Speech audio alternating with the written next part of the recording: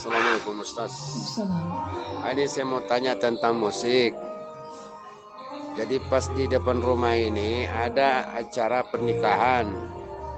Tapi kebiasaan di tempat anak ini setiap ada pernikahan pasti ada acara dangdutan. Nah, isinya dari kepolisian itu sampai jam 11 malam. Tapi lewat waktu sampai jam 1 malam. Jadi katakanlah dia mengganggu orang mau tidur. Yang jadi masalah, anak mau tegur, takut anak tambah dibenci. Terlebih mereka semua sudah tahu kalau saya tidak suka dangdut. Itu bagaimana Ustaz? Mana yang lebih abdal? Saya tegur dalam hati saja atau bagaimana Ustaz? Karena betul-betul mengganggu. Ini malam ini sudah kedua malamnya karena acara pernikahan itu ya. Baik ya, jadi mungkin terputus ya. Jadi memang ya ini sudah terjadi di mana-mana ketika seorang ingin melakukan walimah pernikahan atau yang selainnya, itu kadang-kadang hiburannya diiringi dengan musik dangdut ya, yang jogetnya perempuan yang membuka aurat dan lain sebagainya. Kadang-kadang dikumandangkan sampai malam hingga mengganggu orang yang sedang tidur, mengganggu orang yang sedang membaca Al-Quran dan lain sebagainya ya. Salah satunya saudara kita tadi, beliau bertanya ya, ketika bertanya pun itu acaranya sedang berlangsung dan beliau menyebutkan bahwa itu surat izinnya nyampe jam berapa? Tadi jam 10, jam 11. Tapi kata beliau jam 1 masih berlanjut acara tersebut. Jadi begini ya.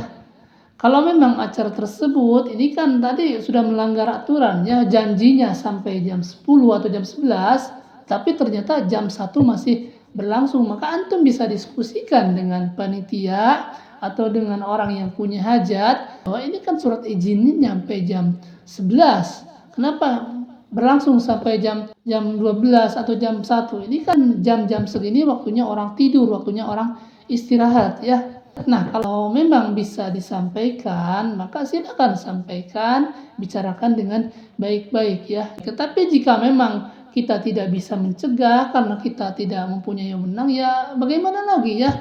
Dan ingat, setiap perbuatan itu ketika ada orang mengganggu orang lain, menzolimi orang lain, itu nanti akan dihisab dan akan diminta pertanggungjawaban di hadapan Allah. Jadi ketika ada orang melakukan satu kegiatan yang kegiatan itu mengganggu orang lain, mengganggu orang yang sedang tidur, mengganggu orang yang sedang istirahat, mengganggu bayi, itu nanti di akhirat orang itu akan datang berbondong-bondong meminta pertanggungjawaban kepada dia. Kalau yang terganggunya itu ada 500 orang, itu yang 500 orang akan datang nanti. Kenapa kamu mengganggu istirahat saya? Kenapa mengganggu bayi saya? Kenapa mengganggu ketika saya sedang membaca Al-Quran? Kenapa mengganggu kami ketika kami sedang melakukan pengajian dan lain sebagainya? Itu nanti akan hisab dan akan diminta pertanggungjawaban ya. Jadi sebenarnya kalau kita tidak bisa mampu mencegah, itu di akhirat nanti akan Allah balas ya.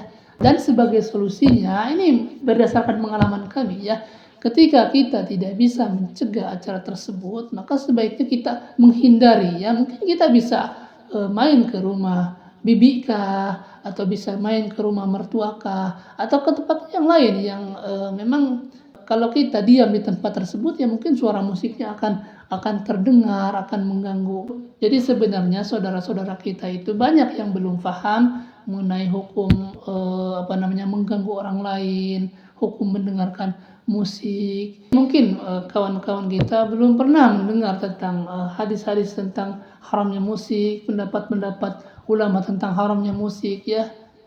Padahal sebenarnya di dalam hadis banyak sekali hadis yang menyebutkan tentang haramnya musik. Di antaranya Rasul sallallahu alaihi wasallam menyebutkan di dalam hadis yang diriwayatkan oleh Imam Al-Bukhari, kata Rasul sallallahu alaihi wasallam, la yakunana min ummati aqwamun yastahiluna al-hira wal harira wal khamra wal ma'azib. Kata Rasul sallallahu alaihi wasallam, akan datang dari umatku kaum-kaum. Ini umat Rasulullah. Jadi kata Rasul, akan datang dari umatku, umat Nabi Muhammad, yang akan menghalalkan zina, yang akan menghalalkan khamr, yang akan menghalalkan sutra bagi laki-laki dan akan menghalalkan alat-alat musik. Jadi hukum asal musik itu hukumnya haram. Ini Rasul yang menyebutkan. Dan kalau kita buka tentang pendapat para ulama tentang musik, puluhan mereka mengatakan haram, seperti Imam Syafi'i, Imam Ibnu Hajar, kemudian Imam Romli, kemudian Imam Asy-Syarbini, kemudian Imam Ghazali, kemudian Imam Nawawi, dan puluhan ulama yang lain. Mereka menyebutkan haram, ya. Seperti kata Imam Nawawi apa? Al-ma'azif wal autaru yahrumu isti'maluhu wastima'uhu.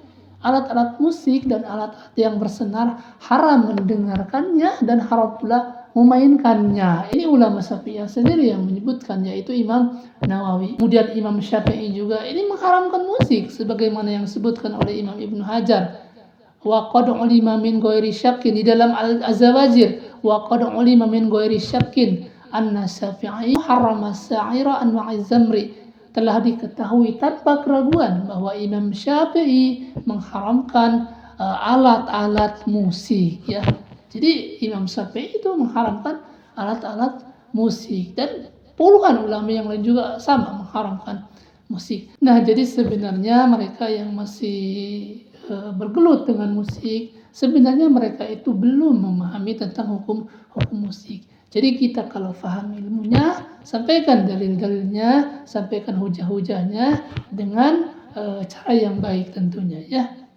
Tapi kalau kita tidak bisa menghentikan mereka, maka sebaiknya kita menghindari saja. Atau memang kalau kita tidak bisa menghindari, ya bagaimana lagi. Jadi nanti beda hukumnya antara sengaja mendengarkan dengan kita tidak sengaja, ya.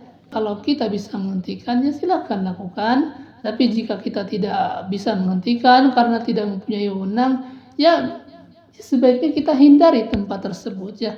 Adapun jika kita tidak bisa menghindari di tempat tersebut karena mungkin kita tidak punya saudara, mau keluar juga tidak punya motor dan lain sebagainya, ya mau gimana lagi, ya sebaiknya kita ingkari dengan hati seperti yang antum tadi tanyakan, ya. Nah, mungkin seperti itu, ya.